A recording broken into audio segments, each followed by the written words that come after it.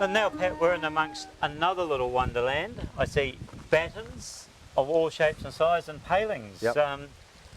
Some say that this is the cheapest way to buy some lumps of timber. Yeah, well, the fence palings are definitely cheaper than buying long lengths of timber. It's already squared, it's already cut to length, and the old-fashioned measurements, again, the old 3 foot, 4 foot, 5 foot, 6 foot, 1 metre, 1.2, 1.5, 1.8 lengths, all cut ready to go. Makes the fencing nice and easy to put up. Yeah. Now, 1.8, that's sort of the maximum you're allowed to go with a fence without a permit. Exactly, isn't it? exactly. Yeah. And that makes the 1.8s very popular because people want as much privacy as they can, so they like the 1.8s. Yeah. Anything over 1.8, you're supposed to get a permit, so we don't sell quite so much. No. And I see in the stacks here you've got 1.5 by 2 battens and 2 by 2 battens. Yep. And someone to me the other day said that 2 by 2 battens are getting a bit scarce in Taranaki. 2 by 2 battens is what everyone seems to use outside of Taranaki. We seem to have our own little niche thing with the 2 by 1.5 or the 50 by 40 battens. Some fences say with the 50 by 50 you can turn the batten to suit the grain. Okay. Oh yeah. Which is why they like a 50 by 50, but in most cases, like we grade our battens, a number 1 50 by 40 would be far stronger than a 50 by 50, because the 50 by 50s are basically ungraded. I see. And in the 50 by 40s we've got 2 grades, a number 1 and a number 2. Number 2 is great for sheep fencing, somewhere where they're not having quite the same pressure, because they've got a bit of knot. Number 1s are a nice clean batten with very little or no knot. And do you think hot wiring is changing people's way they use battens? Hot wiring. If they're using hot wires, they don't normally use battens, Yeah. unless they just put in a single hot wire on the fence. But we still sell an amazing amount of battens. They still go out. You can see this row here is, it's probably got 8,000 battens in there, and that will probably last 2 months, I guess. And 900 spacings. It's work out what length of fence that is. Yeah, exactly, exactly. Yep. Yeah. Well, Pat, we've got our fence palings. What about fancy palings? Do you do anything in that way? Yeah, we do the old colonial picket, Yeah. which has got the fancy sort of top. We can get a shot of that later on. Yep. But colonial pickets, if you get them, you normally have to paint them white and keep painting them. So they look good, but they are high maintenance. Yeah. But remember, when we look at the colonial pickets, look at the shape on the top. That is a very masculine shape. And in days gone by, that phallic symbol on a picket fence was designed to stop witches landing in your garden. That's your bit of trivia for today. Well, Pat, you're one of these few big, smaller operated but pretty big timber yards that you go from tree harvested in the paddock right out to straight to your customer. That's right, yeah, the whole way through. And what's happening on here? Well, here the timber is coming out from the mill fully on the turntable. It's a table so the guys have got an opportunity to go by the right grade or the right size heap and just pull it off directly opposite the heap. The battens are on the table here. They are what we talked about before, used for filleting the timber till it's dried and then packaged up and sold to the farmers as fence battens. Graded first, of course. Pretty impressive big 8x8 coming around. Yeah, it's a job that you need 2 or 3 men on the table to pull it off. It can be a bit hard on the back. It's all about doing the correct lifting technique and have a couple of bods on it, but it's a great example of a nice 8x8. And just before you mentioned that you're not getting standardised lengths of logs, so you've got different lengths of timber. Yep. Is this a sign here that we're seeing virtually waste not? That's right. That's right. It's unfortunately you do get a little bit of waste because it's pretty hard to get to the exact length, but it's quite minimal. And as you can see, that was a log half an hour ago or quarter of an hour ago, and it's now a piece of 8x8. Yes. 200 by but 200. There's 4x2s, there's everything, right? Yeah, and they want to come off the outsides of the log when they cut the 200 by 200. Yeah. As you can see, the different lengths. A lot of it's gone through the docking saws and taken all the big knots out. Yeah, and also the mark on signifies the grade. It signifies whether it's a number 1, number 2 or number 3 grade piece of timber. And it goes to respective heaps. Number 1's usual for house framing. The number 2's a lot of farm timber. And the number 3 generally goes to boxing and stuff like that. Well, we still haven't found those fence posts yet, Pat. No, I think we better go and have a look. Exactly. Well, finally, Pat, we've got a few posts here. Yep, we've got the old farmer's posts. Yeah. What's the secret of a good post? Because a few years ago, one of the standard things was you went out and you bought posts and they were just the small prune trees. Yeah. Is that still the case these days? Years ago, it used to be rounds only. Then half rounds become very popular, the half round fence posts. Yeah. But nowadays, quarter rounds are by far the more popular post. They're more economical. You get 4 out of a round peeling from the log as such. Yep. The bigger the log, the bigger the post, and then they're graded 1, 2, and 3. Yeah. Number 1 is graded purely on size. Oh, yeah. It's not like timber where you're grading on knots. Yep. With round wood, the number 1 designates a bigger post. Number 2 is slightly smaller than number 3. So, oh, yeah. And that's that's an interesting confusion, isn't it? Yeah, it does. Yeah.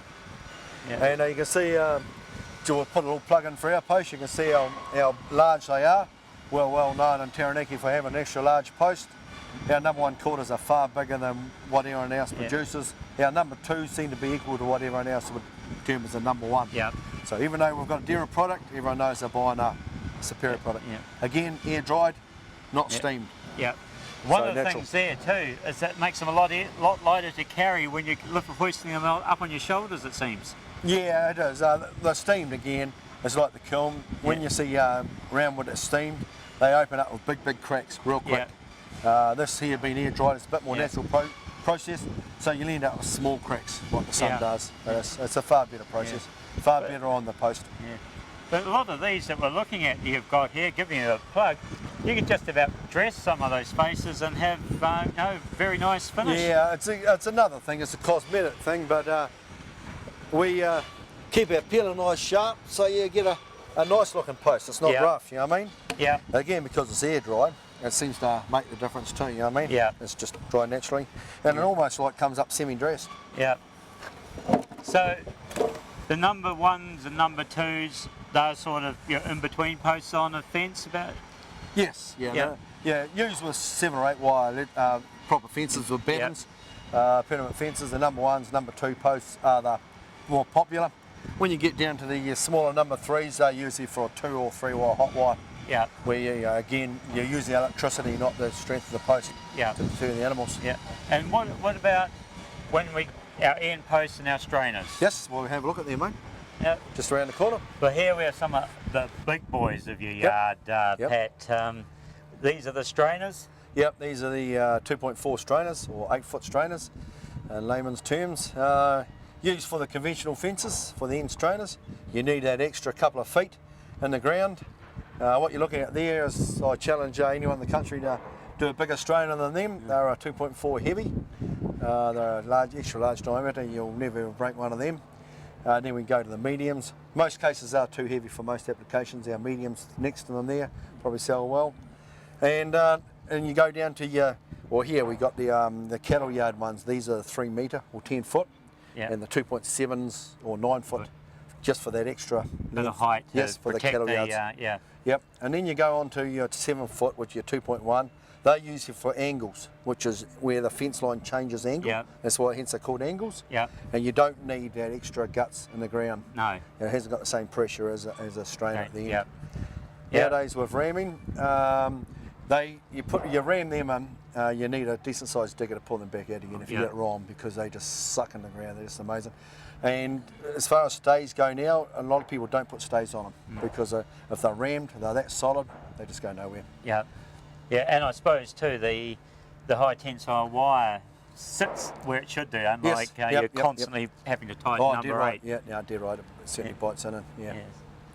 Well, this is the big fella that if you're going to put in something whopper, they're also very useful.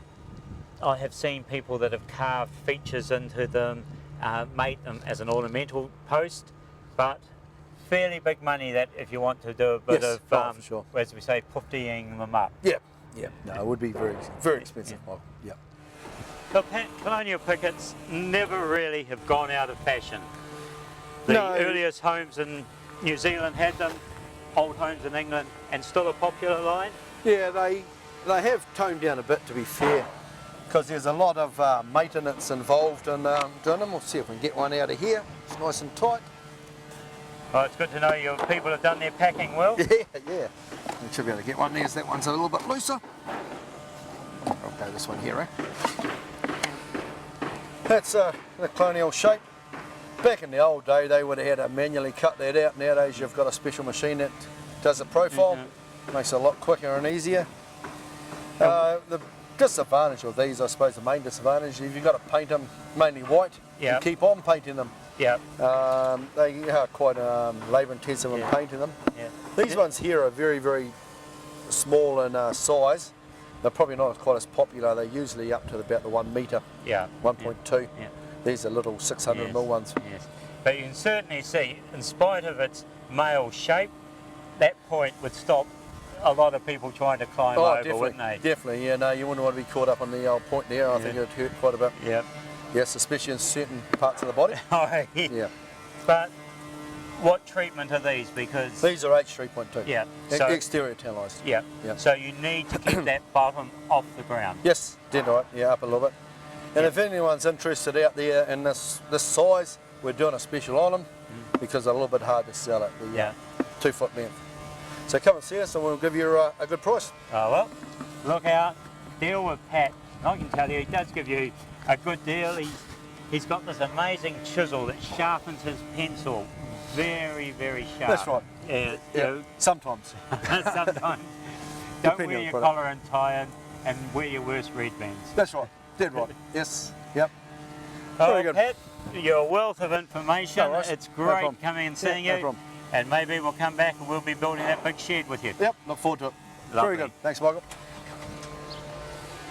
A great bit of advice I can give to you.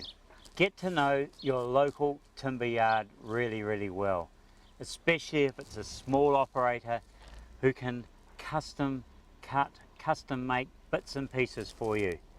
Here we're spoilt in Inglewood, but you must have a similar type yard near you.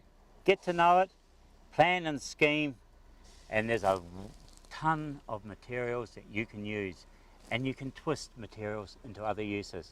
Well, till next time.